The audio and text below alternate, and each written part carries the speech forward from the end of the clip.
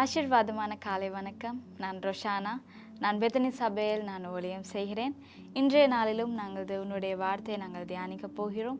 சங்கீதம் 94வது அதிகாரத்திலே 18-19வது வசனங்கள் இப்படியாக கூறுகிறது. என் கால் சறுக்குகிறது என்று நான் சொல்லும்போது, கர்த்தாவே உமது கிருபை என்னை தாங்குகிறது. 19வது வசனம், என் உள்ளத்தில் விசாரங்கள் பெருகுகையில் உம்முடைய ஆறுதல்கள் என் ஆத்துமாவை தேற்றுகிறது. அதாவது இன்றைய நாளிலும் சில வேளை எங்களுடைய சூழ்நிலைகள் நிமித்தம், எங்களுடைய கஷ்டங்களின் நிமித்தம், எங்களுடைய போராட்டங்கள் நிமித்தம் எங்களுடைய கால் சறுக்கி இருக்கலாம். அப்படியாக நாங்கள் இருக்கும் நேரத்திலே, நாங்கள் எங்களுடைய கால் சறுக்குகிற நேரத்திலே நாங்கள் தேவனிடத்தில் நாங்கள் சொல்லும்போது ஆண்டவர் அவருடைய கிருபை எங்களுக்கு தந்து அவர் எங்களை தாங்குகிற தேவனாக இருக்கிறார். அதே போல எங்களுடைய துன்பமான சூழ்நிலைகளிலும் கூட தேவன் எங்களுக்கு ஆறுதல் படுத்தி அவர் எங்களை தேற்றுகிற தேவனாக இருக்கிறார்.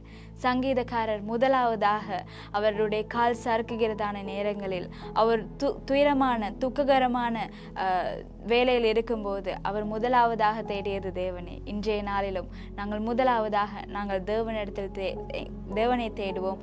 அவரிடத்திலே நாங்கள் உதவியை கேட்போம். கர்த்தர் தாமே உங்களை ஆசீர்வதிப்பாராக.